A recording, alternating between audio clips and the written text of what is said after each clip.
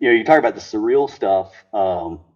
This is another one of my weird spy things or whatever that I still laugh about. When I tell the story, I'm like, this doesn't sound real. It sounds like, and so you remember the relationship that I kind of built with that Sheikh in Abu Sayda? Mm-hmm. And I mean, Wolfman? What? Was it Wolfman or was he a different guy?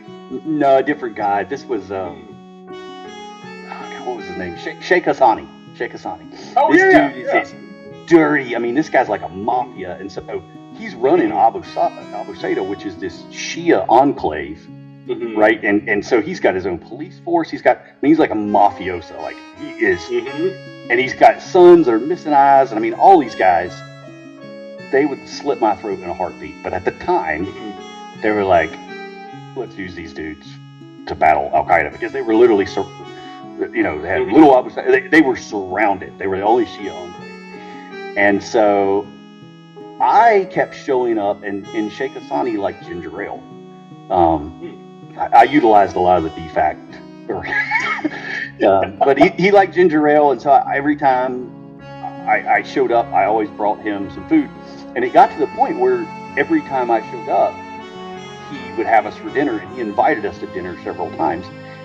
And as this started getting more and more, he was basically, look, I know you run into issues with prosecuting people.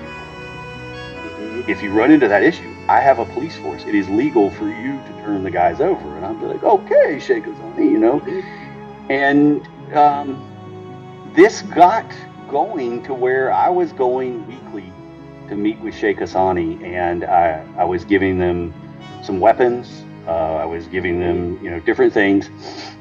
And one day I go in, I'm talking with the group guys, and one officer came in. He's like, hey man, I've been meaning to talk to you.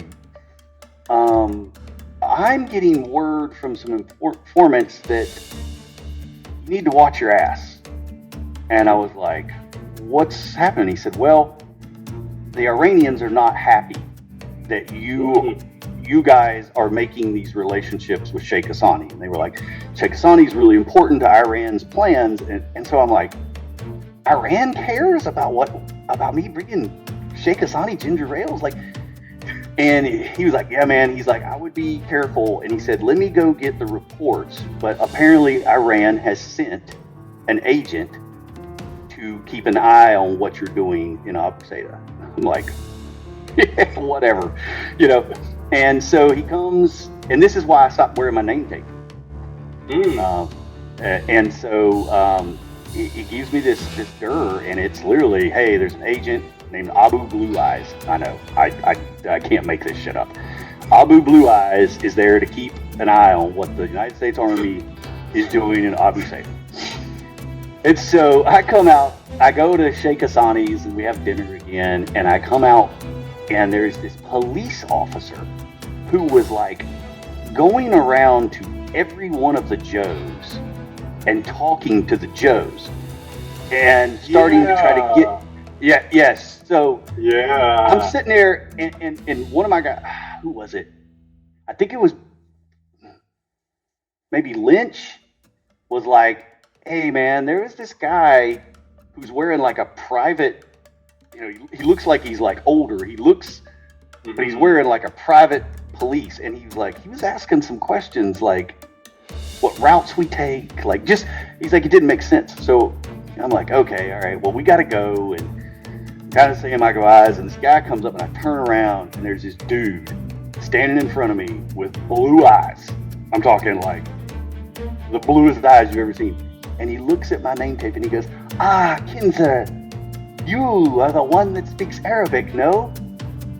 And I was like, what? And a little known fact at the time, which probably wasn't right and probably wasn't, but it was the only thing I had to do, is I had a Hotmail address that was hasselhoff@hotmail.com, and I would give it out, and these guys could email me these things, right? So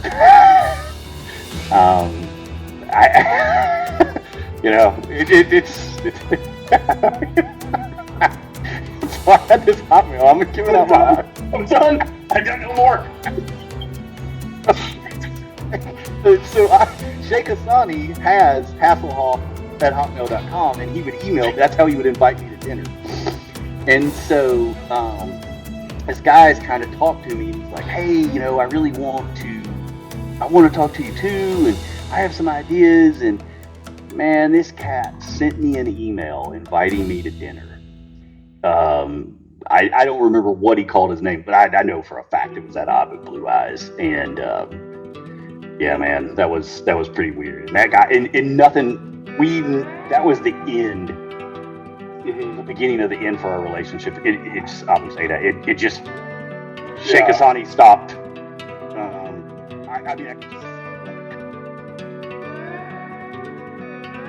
I was even kind of becoming friends with his sons, and it's like when I showed up then, they were just like, it was a whole different deal. I was on our last patrol up there. I absolutely remember it was incredibly fucking tense because we weren't sure if we were going to get killed. It was, but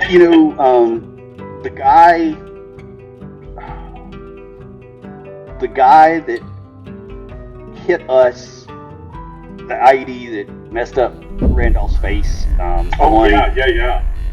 That he bragged about being basically an enforcer, like raping and killing the daughters of anybody that was an informant. He bragged, and he knew we didn't have anything on him. Our JAG wouldn't take him, so I turned him over to the Iraqi army, and they're like, "Well, we don't really have anything," and then they wanted to leave, and they didn't want to do anything, and I was just like, "What am I going to do with this guy?" He was such an ass, man. He just laughed at me, and he'd be like, and I was to the point, I was actually a day over, so I'd already broke, and I'm like, what do I do about this guy? And I'm just sitting there, and I was like, Sheikh Hassani. And so I put a bag on his head. We drove there, which it was terrifying to drove there, because you had to go, oh God, I hated that. And I think I just, the whole ride, I was just like this, and he's just talking crap in the back. And we get there, and I pull up in front. I emailed Hasselhoff@hotmail.com, Sheikh Hassani, that I was coming. And I pull the hood off, and he sees where he's at. And he looks around, and there's that freaking Iranian guy right there on the sidewalk. And he's like, no, you can't turn me over. You have to take me to an American jail. They grabbed him, and he ripped off a fingernail trying to stay in the Humvee. And now my intention was that he was going to get prosecuted by the Iraqi police. 2 days later, we found him floating in the river, wrapped up in barbed wire.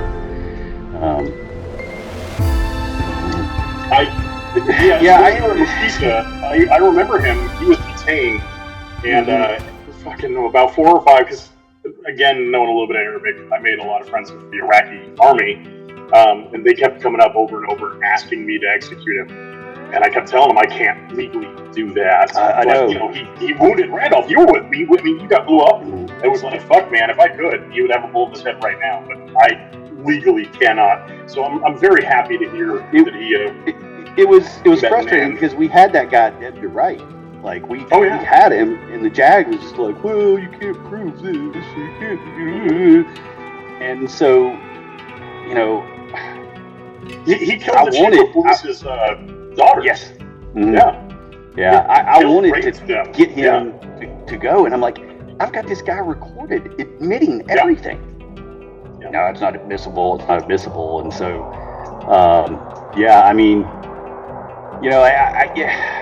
Abu Sayda was such an important piece, because it was a couple years later, right? Al Qaeda, or I guess it would have been ISIS, hit their market with that chlorine bomb. No. Okay, this is something. Yeah. I want to go back on this. I actually have a personal